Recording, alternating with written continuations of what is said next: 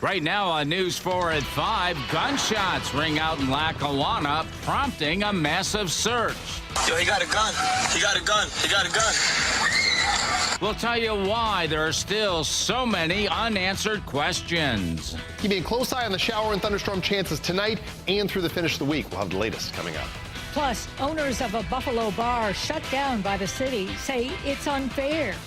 We keep everybody safe, no drama, and we just want to get back to business as usual. In a story you're seeing only on 4, hear their side of the story. News 4 at 5 starts right now.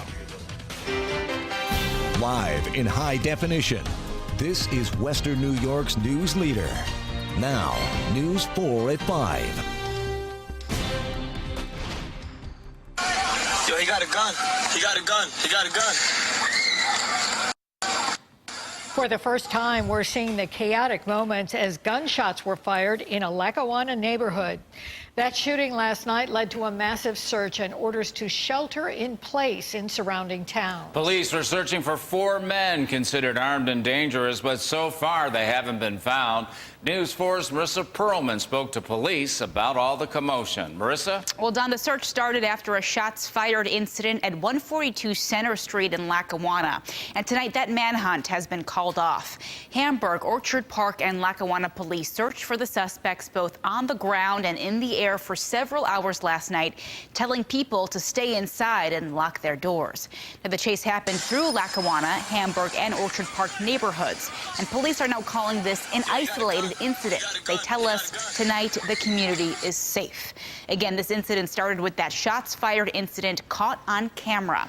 The 4 suspects jumped into a car and headed south. They crashed in Hamburg on Abbott Road in a field behind Sacred Heart Church.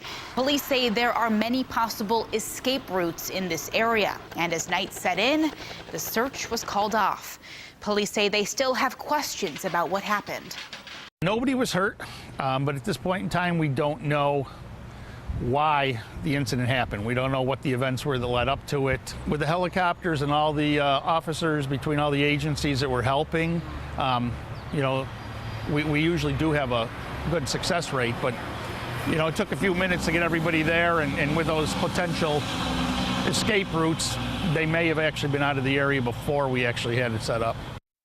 The Lackawanna Police Department is the lead agency on this case. Detectives are now waiting on a search warrant in order to be able to comb through the suspect's car to learn more potentially for this investigation. Coming up next at 6, you'll hear from neighbors who heard those shots fired. Marissa Perlman, News 4. We brought life back to Broadway for our people, and they do not want us here.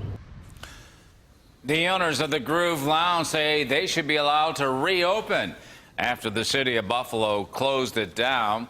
They organize a protest now to show the community supports that nightclub, which was closed after a shooting that wounded 2 people. And one of those wounded was an off-duty Buffalo police officer. The owners say the incidents of violence happening outside the Groove, also known as Club 1210, were beyond their control, and they told their story today exclusively to Al Vaughters. Al? The owners of the Groove say their establishment at 1210 Broadway is more than a bar. It's where the community comes to eat, gather for important meetings, and they even have activities for kids and adults. Their attorney also contends the closure order contains fatal flaws, and he's going to court to get the place open back up. In the early morning hours of Sunday, July 22nd, 2 men are shot after leaving the Groove Lounge. One of those wounded, an off-duty Buffalo police officer. Within 24 hours, 2 suspects are arrested and charged. But a short time later, the Groove is closed by order of Buffalo's police commissioner, citing dozens of police calls, arrests, and a fatal shooting in a little more than a year. We don't promote violence, and that's not what we're about. The owners of the Groove Lounge say the incidents of violence cited by the city happened outside their establishment, which actually houses 3 businesses. And Club 1210 is actually the bar. The Groove is the restaurant. If this happened down the street at the Broadway Market, would they shut the Broadway Market down? If it happened on Chippewa, would they be going through this? The owners organized a protest outside the Groove Lounge to show the community is behind them, accusing City Hall of being unfair. They do not want us here. Actually, they say we're not a good fit.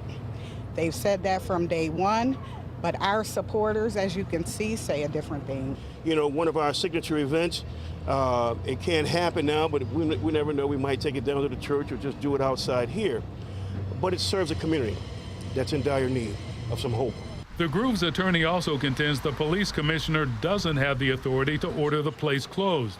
Only the mayor can do that, and he plans to challenge it in court.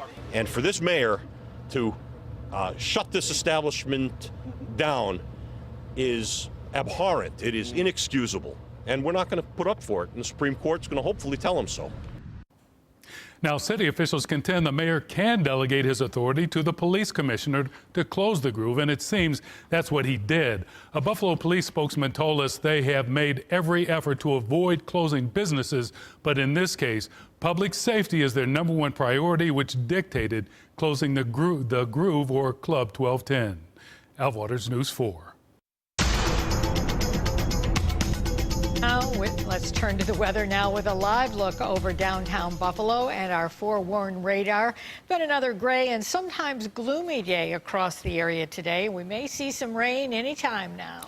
Depends where you live, and Todd Santos is sorting it all out for us tonight. Todd? Exactly, and that's really the big piece during the, say, evening and first half of the overnight hours tonight. We're going to see spotty coverage. This is a 6-hour loop, so you can see that first slug of rain that did work its way across a good stretch of the area. A lot of it was kind of light rain, some drizzle, but now we're starting to see at least a few other showers get going. And keep in mind, there have been some of you that have seen some breaks of blue skies. I had looked at the Niagara Falls camera. Actually, that one did show some sunshine not all that long ago. Looking down towards Chautauqua Lake, you can actually see the strong wind gusts out on the surface of the lake a short time ago as well. The winds were gusting here upwards of 20 miles per hour, and we're seeing even bigger gusts for a few other areas. So we have the winds to contend with, and I'm starting with this because it factors into some of the activity we're seeing. These are the wind gusts just within the last hour. No, they're not super widespread, but along the lake itself is where some of the strongest wind has been, and that's pushing some of that lake breeze into at least interior portions of western New York. That's key because sometimes these, what just show up as this thin little green line that's moving off to the east, and it does extend down into Cattaraugus and Chautauqua counties. That could be a focal point for additional showers. That's that boundary, that breeze boundary that's worked its way in. So it doesn't show up very clearly here down towards Sinclairville, but it's likely that right there. You can actually see that thin line. So as these showers work their way up along the edge of the lakeshore, it's not out of the question, just with the winds changing direction with height, that you can have some issues. We call it shear, but for what it's worth, that's one area we certainly have a close eye on. And this is really the only game in town at the moment. A lot of this is going to likely work its way out over Lake Erie. So we'll keep an eye on those. During the rest of the overnight, though, if I widen this out, you'll see what we're actually tracking. I mean, notice how much activity has been firing up here, but also back across the lakes, and you can see that eastward motion with that. So we're not going to be completely out of the shower chances even into tomorrow, but I do think we'll still see a lot of dry time. 76 right now in Buffalo, some 80s. We're going to see a whole bunch more 80s the next couple of days. Tonight, another mild one, staying muggy. We'll take a closer look at what these showers and thunderstorms look like in the model for the next couple of days for best chance areas to find them coming up. Don, Jackie? And straight ahead in 2 minutes, the Trump administration says it has a new way to lower your health care costs. We'll tell you why some opponents say it will only hurt consumers. And then coming up at 5:30, it's known as a popular destination for selfies. We'll tell you what changes are coming to the sunflower field in Sanborn.